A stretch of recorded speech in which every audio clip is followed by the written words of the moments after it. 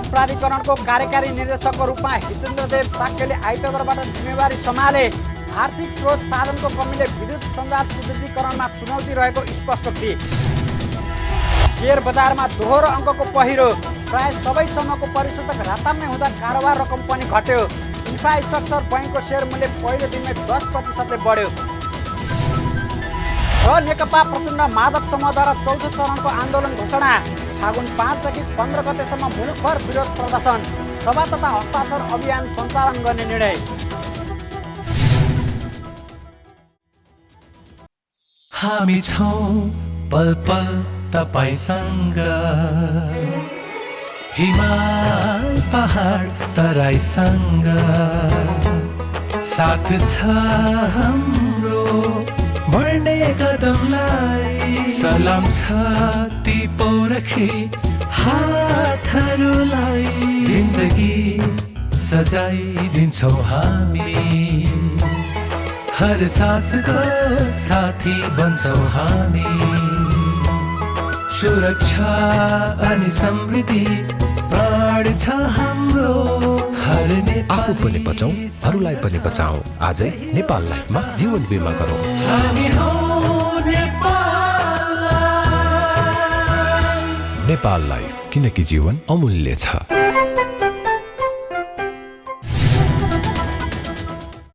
नमस्कार, कारोबार समाचारमा स्वागत छ। अब समाचार विस्तारमा। नेपाल विद्युत प्राधिकरणको कार्यकारी निर्देशक हितेन्द्रदेव साक्यले जिम्मेवारी सम्हाल्नु भएको छ। साक्यले आइतबार प्राधिकरणको 17औं कार्यकारी निर्देशकको रूपमा कार्यभार सम्हाल्नु भएको हो।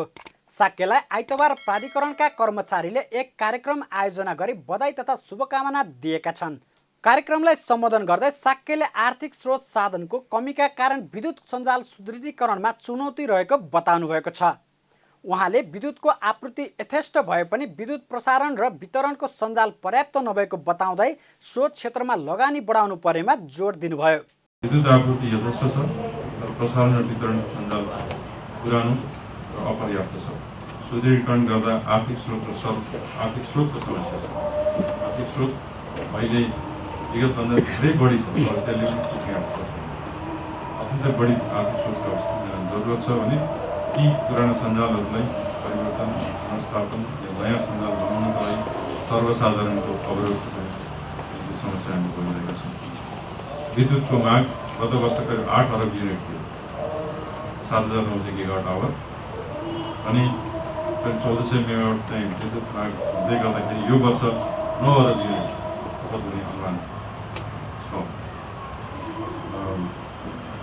त्यो अर्को वर्ष, त्यस पछाडि अर्को वर्ष 10 देखि 11 अरब कति हामी विद्युत खपत वृद्धि गर्नमा सहयोगी हुन्छौँ। त्यसको हिसाबले 10 देखि 11 अरब र माग क्षमता 1600 देखि 1800 मेगावाट हुने छ।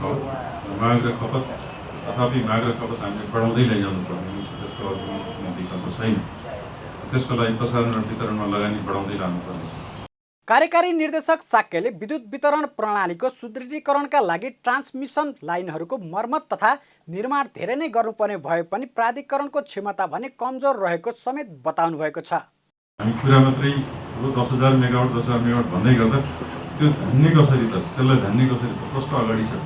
वितरण ट्रान्सफर्मर, वितरण सञ्जाल, transformer substation, transformer transmission line त्यति धेरै बनाउनु पर्ने छ कि त्यस बनाउनको लागि हाम्रो क्षमता अहिले एकदमै विक भइसक्यो।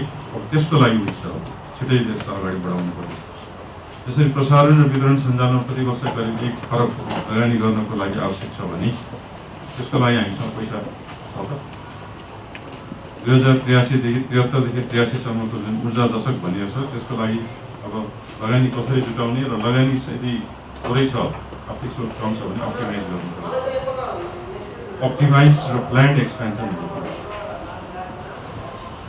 तपाईँसँग पैसा कम छ, लगानी गर्नुपर्ने धेरै छ भने कहाँ सबभन्दा बढी रिटर्न हुन्छ र अनुत्पादक लगानीहरूलाई घटाउनु पर्छ। लगानी गर्दाखेरि सबभन्दा बढी रिटर्न हुने र नगरी नहुने त्यस्ता खालका एक्सपेन्सनहरूलाई प्लान गरेर अप्टिमाइज गरेर गर्नुपर्नेछ। कार्यकारी निर्देशक साक्यले विद्युत प्रसारण तथा वितरण खपत लगायत समग्र समस्या समाधानका निम्ति छुट्टै व्यवस्था गर्नुपर्ने आवश्यकता रहेको पनि औल्याउनु भएको छ। यस्तै उहाँले विद्युत माग बढ्न नसक्नु पनि मुख्य चुनौती रहेको भन्दै प्रसारण र वितरणमा पर्याप्त पूर्वाधार निर्माण गर्न आवश्यक रहेको बताउनुभयो। उहाँले प्रसारण र वितरणका आयोजनामा मात्रै वार्षिक 50 अर्ब रुपियाँ लगानी गर्न आवश्यक रहेको पनि बताउनुभयो। एक वर्षमा 500 MVA कम्तीमा 500 MVA वितरण ट्रान्सफर गर्दै लैजानुपर्छ यदि हामीले त्यो मागलाई प्राप्त गर्ने हो र मागले आपूर्ति गर्ने हो भने त्यो भनेको करिब 50 अर्ब वितरण ट्रान्सफर्मरमा मात्र लगानी गर्नुपर्ने हुन्छ। प्रत्येक वर्ष चाहिँ लगानी त्यो संसारले बढाउँदै लैजानुपर्छ वितरण ट्रान्सफर्मरमा। प्रसारणमा त्यस्तै सबस्टेसन क्षमता मात्रै पनि अहिले 3000 MVA करिब छ भने अब 2 देखि 2.5 वर्षमा हामीले 10,000 MVA को ट्रान्सफर्मर क्षमता बढाउने कार्यक्रम निर्माणाधीन छ। यसअघि नै निर्माणाधीन छ अनि त्यसका लागि आवश्यक हरेक वर्ष 50 अर्ब करिब 50 मोटामोटी भन्ने मोटामोटी त्यसको लागि पनि 50 अर्ब जति लगानी हरेक वर्ष गर्नुपर्छ। कार्यकारी निर्देशक साक्यले विद्युत माग बढाउनका लागि प्राधिकरणले औद्योगिक क्षेत्रको माग 1000 मेगावाटसम्म बढाउनका लागि अध्ययन गरिरहेको समेत जानकारी दिनुभएको छ। लुम्बिनीमा आइएमई समूहको अगुवाईमा केबल कार निर्माणको काम सुरु भएको छ। प्रधानमन्त्री केपी शर्मा ओलीले शनिबार बुटोलमा आयोजित भव्य कार्यक्रममा केबल कार निर्माणको शिलान्यास गर्नुभएसँगै निर्माणको काम सुरु भएको हो। मन्त्री परिषदको माघ 26 गते बसेको बैठकले लुम्बिनी केबल कार प्रालीलाई रूपन्देही र पाल्पा जिल्ला अन्तर्गतको कुल 6.27 हेक्टर राष्ट्रिय वन क्षेत्र 25 वर्षका लागि प्रयोग गर्न दिने र त्यहाँ रहेका कुल 1338 वटा पोल एवं रुख हटाउन समेत स्वीकृति दिने निर्णय गरेसँगै बुटोलमा केबल कार निर्माणको काम सुरु भएको छ। प्रधानमन्त्री ओलीले शनिबार बुटोलमा आयोजित भव्य कार्यक्रममा केबल कार निर्माणको शिलान्यास समेत गर्नुभएको छ। बुटोल उपमहानगरपालिका 3 गोलपार्क बमघाटमा निर्माण गरिने केबल कार बमघाटबाट माथि बसन्तपुर डाँडासम्म पुग्नेछ। 3 किलोमिटर लामो केबल कारको यात्रापछि पुगिने बसन्तपुर डाँडामा सुविधा सम्पन्न होटल, मनोरञ्जन पार्क तथा मन्दिर सहितका संरचनाहरू निर्माण हुनेछन्। बसन्तपुरबाट भारतको नौतनवाससम्मका दृश्य अवलोकन गर्न सकिन्छ। केबल कारको शिलान्यास गर्दै प्रधानमन्त्री ओलीले सरकारले विकासका कामलाई द्रुत रूपमा अगाडि बढाउने र आयोजना अगाडि बढाउन सरकारको तर्फबाट पूर्ण सहयोग हुने प्रतिबद्धता जनाउनुभयो। आयोजना निर्माणकर्ताहरूले 1 वर्षभित्र निर्माण सक्ने प्रतिबद्धता जनाएकोमा प्रशंसा गर्दै उहाँले आयोजना बनाउने क्रममा बाटोमा परेका रुख कटानको समस्यालाई सरकारले समयमै निकास दिने आश्वासन दिनुभयो। यो आयोजना समयमै सफलतापूर्वक सम्पन्न हुन सकोस्। मैले आयोजकलाई सोधेका थिएँ, तपाईँ के साँच्चै 1 वर्षभित्र यसको उद्घाटन गराउन सक्नुहुन्छ? उहाँले सक्छु भन्नुभएको छ।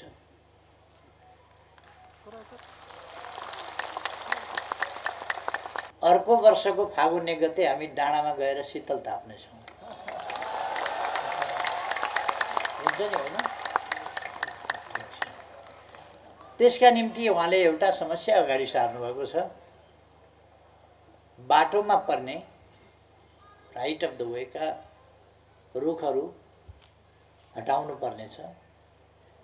आयोजना बनाउने स्वीकृति भइसकेपछि, आयोजनाको शिलान्यास भइसकेपछि फेरि अरू कुरा रुख बिरुवाहरू हटाउनै पर्ने भएपछि त्यसलाई विधि अन्तर्गत अर्को ठाउँमा कसरी के व्यवस्था गर्ने भन्ने कुराहरू सबै तय छ। त्यसकारण यसलाई 15 दिन ढिलो गर्नु, 1 महिना ढिलो गर्नुको केही अर्थ छैन। त्यसकारण समयमै यसलाई बाटो क्लियर गरिनेछ र तपाईहरुले काम अगाडि बढाउन सक्नुहुन्छ। लुम्बिनी केबल कार कम्पनीमा आइएमई समूहसँगै शर्मा एन्ड कम्पनीका रमेश शर्मा, अम्बिका प्रसाद पौडेल, चन्द्रगिरी हिल्स र हाथवे इन्भेस्टमेन्टको लगानी रहेको छ। आइएमई समूहको काठमाडौँको चन्द्रगिरीमा केबल कार सहित होटल सञ्चालनमा छ। सो समूहका अध्यक्ष नेपाल उद्योग वाणिज्य महासंघका वरिष्ठ उपाध्यक्ष चन्द्र ढकाल हुन्। लुम्बिनीमा निर्माण हुन लागेको केबल कारको शिलान्यास कार्यक्रममा ढकालले राज्य र निजी क्षेत्र साझेदारीको उत्कृष्ट नमुना मलेसियालाई लिन सकिने भन्दै राज्यले निजी क्षेत्रलाई सहजीकरण गरेर लगानीको वातावरण बनाउन आग्रह गर्नुभयो। लगानी वृद्धिसँगै सृजित रोजगारी, कर तथा राजस्व सङ्कलन र अन्य भौतिक पूर्वाधारको निर्माणबाट राज्यले पर्याप्त फाइदा लिन सक्ने पनि उहाँले बताउनुभयो। देशमा उद्यमशीलताका कैयौं सफल उदाहरणहरू बनुन् र तिनको प्रेरणाबाट बढीभन्दा बढी स्वदेशी र विदेशी लगानीकर्ताहरूले नेपाली माटोमै लगानी गरेर सुन फलाउन सकुन्। सम्माननीय प्रधानमन्त्री, राज्य निजी क्षेत्र साझेदारीको उत्कृष्ट नमुना हामीले मलेसियालाई चाहिँ लिन सक्दछौँ। यदि राज्यले निजी क्षेत्रलाई सहजीकरण गरेर लगानीको वातावरण बनाउन सक्यो भने राज्यले त्यहाँबाट हुने रोजगारी सिर्जना, कर तथा राजस्व सङ्कलन तथा अन्य भौतिक पूर्वाधारको निर्माणबाट पर्याप्त फाइदा चाहिँ लिन चाहिँ सक्दछ। आइएमई ग्रुपका अध्यक्ष समेत रहेका ढकाल नेतृत्वको समूहले बैंक तथा वित्तीय संस्था, बीमा, केबल कार र जलविद्युतदेखि सेवा क्षेत्रसम्म लगानी गरेको छ। सो समूहले गैंडाकोटको मौलाकालिकामा समेत केबल कार निर्माण गर्न लागेको जनाएको छ। केबल कार निर्माणका लागि आवश्यक प्रक्रिया अगाडि बढिसकेको समेत जनाएको छ। साताको पहिलो दिन शेयर बजारमा दोहोरो अङ्कको पहिरो गएको छ। शेयर बजार मापन गर्ने नेप्से परिसूचक आइतबार 33.33 अङ्कले घटेर 2493.59 अङ्कमा झरेको हो। बजारमा दोहोरो अङ्कको पहिरो गएको दिन प्राय समूहको परिसूचक रातामै भएका छन्। म्युचुअल फन्ड समूहको परिसूचक मात्र 1.09%ले बढ्दा वाणिज्य बैंक, होटल, जलविद्युत, लघुवित्त र बीमा समूहको परिसूचक 1% भन्दा धेरैले घटेको छ। अन्य समूहको परिसूचक भने 2% भन्दा धेरैले घटेको छ। यस दिन कारोबार रकम र शेयर सङ्ख्या समेत उल्लेख्य घटेको छ। दिनभर 202 कम्पनीको 1,48,51,000 किता शेयर 6,92,76,00,000 रुपियाँ बराबरको किनबेच भएको छ। बिहिबार 16 अङ्कले घटेको शेयर बजारमा 1,60,00,000 किता शेयर 8,41,00,00,000 रुपियाँ बराबरमा किनबेच भएको थियो। आइतबार निको इन्सुरेन्स कम्पनीको सर्वाधिक 52,33,00,000 रुपियाँ बराबरको शेयर कारोबार भएको छ। यस्तै आइतबारदेखि नै कारोबार सुरु भएको नेपाल इन्फ्रास्ट्रक्चर बैंक निफ्राको शेयर मूल्य 10%ले बढेको छ। नेप्सेले दिएको माथिल्लो रेन्ज 340 रुपियाँबाट खुलेको नेपाल इन्फ्रास्ट्रक्चर बैंकको शेयर मूल्य पहिलो दिनमै बढेर 374 रुपियाँ पुगेको छ। कोभिड-19 विरुद्धको खोप निजामती सेवाका कर्मचारीलाई दिन थालिएको छ। आइतबारदेखि निजामती सेवाका कर्मचारी, स्थानीय तहका कर्मचारी लगायतलाई कोभिड-19 कोरोना भाइरस विरुद्धको खोप दिन थालिएको हो। निजामती सेवा अन्तर्गतका जिल्ला प्रशासन कार्यालय, मालपत कार्यालय, नापी कार्यालय, हुलाक कार्यालय, कर कार्यालय, यातायात व्यवस्था कार्यालयका कर्मचारीहरूलाई परिचय पत्र हेरेर प्रदान गरिने निजामती कर्मचारी अस्पतालकी भ्याक्सिन कोअर्डिनेटर मङ्गलमाया प्रजापतिले जानकारी दिनुभयो। त्यसैगरी प्रहरीहरूलाई पनि परिचय पत्र हेरेर खोप प्रदान गरिने उहाँको भनाइ छ। आज हाम्रो प्रोग्राममा चाहिँ अस्तिदेखि खोप कन्टिन्युस रूपमा स्टार्ट भइरहेको छ र स्वास्थ्यकर्मी, छुटिएका स्वास्थ्यकर्मीहरूलाई चाहिँ उहाँहरूको काउन्सिलको पत्र अनुसार लगाइएको छ भने दोस्रोमा चाहिँ निजामती कर्मचारीहरू र त्यस्तै गरेर अनि स्थानीय तहका कर्मचारीहरूलाई पनि उहाँहरूको आइडेन्टिटी कार्ड अनुसार चाहिँ लगाएको छ र निजामती कर्मचारीको हकमा चाहिँ जिल्ला प्रशासन कार्यालयका कर्मचारीहरू, त्यस्तै गरेर वन कार्यालय, यातायात कार्यालय जस्ता संस्थाहरूबाट चाहिँ उहाँहरूको पनि उहाँहरूको आइडेन्टिटी कार्ड अनुसार चाहिँ लगाइएको छ र त्यस्तै गरेर प्रहरी विरुद्धहरूलाई पनि उहाँहरूको परिचय पत्र अनुसार नै लगाइएको छ। त्यसैगरी पहिलो चरणमा छुट भएका स्वास्थ्यकर्मीले काउन्सिलले लेखेको पत्र अनुसार नेपाल बैंक, वाणिज्य बैंक, कृषि बैंक र कृषि विकास बैंकका कर्मचारीलाई पनि खोप दिने भएको छ। अदालतका न्यायाधीश र अदालतमा काम गर्ने वकिलहरूलाई पनि परिचय पत्र अनुसार प्रदान गरिने भ्याक्सिन कोअर्डिनेटर प्रजापतिले जानकारी दिनुभयो। नेपाल कम्युनिस्ट पार्टी नेकपा प्रचण्ड माधव समूहले सरकारको प्रतिगमन विरुद्ध भन्दै चौथो चरणको आन्दोलनको घोषणा गरेको छ। प्रतिनिधि सभा विघटन गर्ने सरकारको प्रतिगमनकारी निर्णयको विरुद्ध भन्दै प्रचण्ड माधव समूहले फागुन 5 देखि 15 गतेसम्म काठमाडौँ लगायत मुलुकभर विरोध प्रदर्शन सभा तथा हस्ताक्षर अभियान सञ्चालन गर्ने भएको हो। 15 गतेसम्म सङ्घीय राजधानी र प्रदेश राजधानीमा दैनिक जसो विरोध प्रदर्शनका कार्यक्रम हुने भएका छन्। प्रचण्ड माधव समूहले प्रतिगमन विरुद्ध फागुन 12 गते चितवन र 21 गते दाङमा ठुलो विरोध प्रदर्शन गर्ने भएको छ। संविधान र लोकतन्त्रको पक्ष तथा सरकारको प्रतिगमन विरुद्ध फागुन 7 देखि 15 गतेसम्म हस्ताक्षर कार्यक्रम गरिने भएको छ। सम्बन्धित प्रदेश कमिटीको आयोजनामा जिल्लामा जिल्ला स्तरीय विरोध प्रदर्शन तथा सभाहरूको आयोजना गर्ने। सबै जिल्ला कमिटीहरूले यो फागुन 5 देखि 12 गतेसम्म आफ्नो आफ्नो जिल्ला सदरमुकाम अथवा अनुकूल ठाउँमा जिल्ला कमिटीहरूले यो कार्यक्रम आयोजना गर्नेछन्। फागुनको 5 देखि 12 गतेसम्म। 77 फागुन 6 गते प्रतिगमन महँगी र भ्रष्टाचारको विरोधमा टुँडी खेल वरिपरि काठमाडौँको जुन टुँडी खेल छ, टुँडी खेल वरिपरि मानव चेन साङ्लोको विरोध कार्यक्रम गरिनेछ। र यसको समय अपराह्न 4 बजेदेखि 5 बजेसम्म 1 घण्टाको मानव साङ्लो हुनेछ। यो फागुन 6 गते। त्यस्तै फागुन 7 गते देशव्यापी रूपमा सबै पालिकाका वडासम्म पनि वडा स्तरमा हाम्रो विरोध कार्यक्रम हुनेछ। सबै पालिकाका वडा तहसम्म फागुन 7 गते एकै दिन विरोध प्रदर्शनहरू हुनेछन्।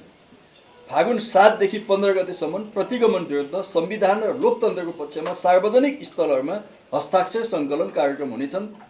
आइतबार बिहान पेरिस टाढामा बसेको पार्टीको केन्द्रीय सङ्घर्ष समितिले तय गरेको आन्दोलनका कार्यक्रमलाई पत्रकार सम्मेलन गरी जानकारी गराएको हो। प्रचण्ड माधव समूहले पुस 5 गतेदेखि लगातार सङ्घर्षका कार्यक्रम सञ्चालन गर्दै आएको छ। पुस 14, माघ 9 र माघ 28 गते काठमाडौँमा विरोध सभा गरेको यो समूहले काठमाडौँ बाहिर पनि दैनिक जसो विरोध सभा गर्दै आएको छ। लैङ्गिक हिंसा विरुद्ध कडा कानुन बनाई प्रभावकारी कार्यान्वयन गर्नुपर्नेमा सरकारवालाहरूले जोड दिएका छन्। सङ्घीय संसद राष्ट्रिय सभा अन्तर्गतको राष्ट्रिय सरोकार तथा समन्वय समितिले लैङ्गिक हिंसा विरुद्धका अभियन्ताहरूसँग आइतबार गरेको अन्तर्क्रियामा बोल्दै सरकारवालाहरूले लैङ्गिक हिंसाका घटना दिन प्रतिदिन बढिरहेको र दोषी उप कारवाही हुन नसकेको भन्दै कडा कानुन बनाउनु पर्नेमा जोड दिएका हुन्। उनीहरूले विद्यमान कानुन कार्यान्वयन फितलो भएकाले कार्यान्वयन पक्षलाई सशक्त बनाउन पनि माग गरेको छ। राष्ट्रिय सभा सदस्य प्रमिला कुमारीले मानव ओसार पसारको घटना, बोक्सीको नाममा अमानवीय व्यवहार, दाइजेको न्युमा हुने अमानवीय व्यवहारले अझै निरन्तरता पाइरहेको बताउनुभयो। उहाँले महिलामाथि विभिन्न बहानामा हुने यस्ता अपराध नियन्त्रणका लागि दोषीलाई कडा सजायको व्यवस्था गर्नुपर्ने आवश्यकता औल्याउनुभयो। मानव ओसार पसारको घटना बढ्दै गइरहेको छ। बोक्सीका नाममा गरिने अमानवीय दुर्व्यवहार र अपराध अझै कायम छ। दाइजो तिलकका नाममा छोरीहरूको जीवन समाप्त गरिने अपराधले अझै निरन्तरता पाउँदैछ। बाल विवाह र छुवाछुतले पनि निरन्तरता नै पाएको छ। वर्गका रूपमा गरिब, भूगोलका रूपमा ग्रामीण क्षेत्र र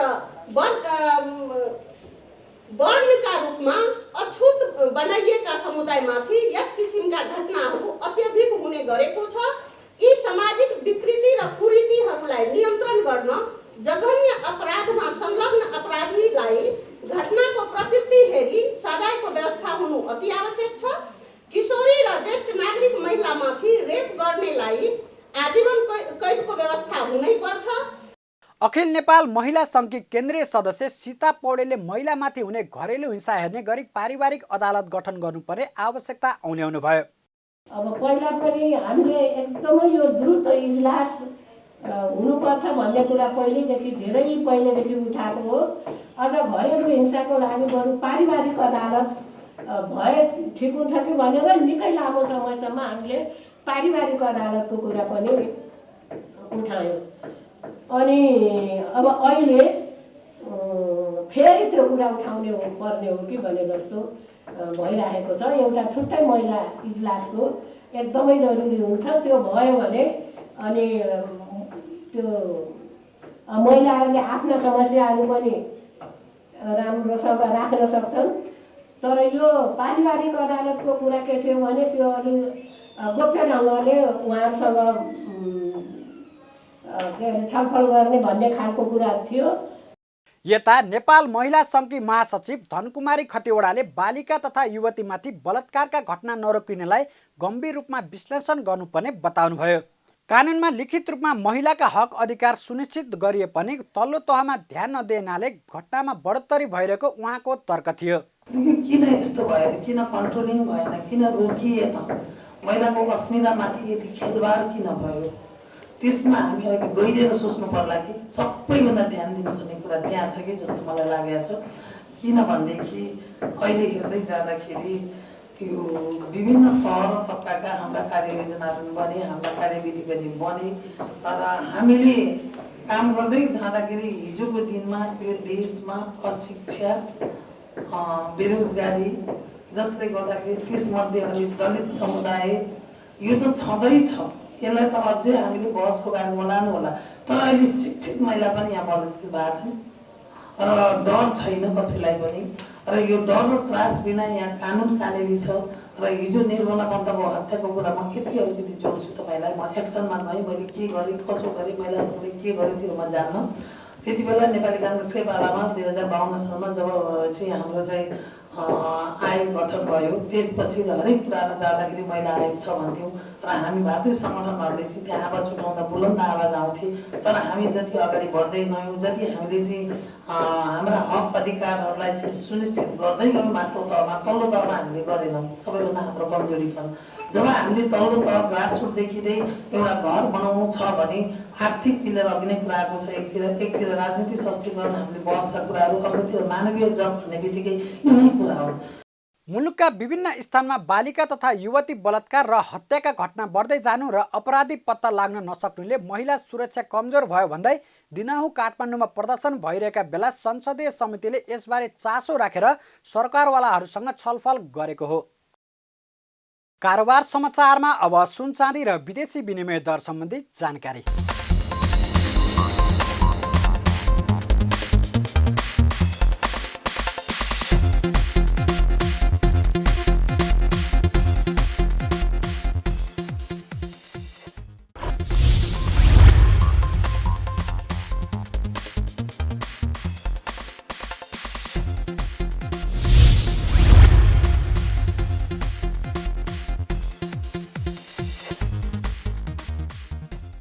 विदा हुनु अघि अहिलेसम्मका प्रमुख समाचार फेरि एकपटक।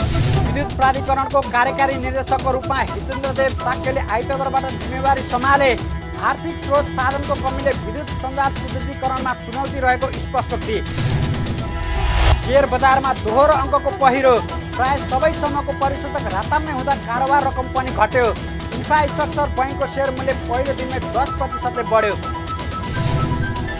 र नेकपा प्रचण्ड माधव समूहद्वारा चौथो चरणको आन्दोलन घोषणा। फागुन 5 देखि 15 गतेसम्म मुलुकभर विरोध प्रदर्शन, सभा तथा हस्ताक्षर अभियान सञ्चालन गर्ने निर्णय। कारोबार समाचार सकियो। हामीलाई बिदा दिनुहोस्।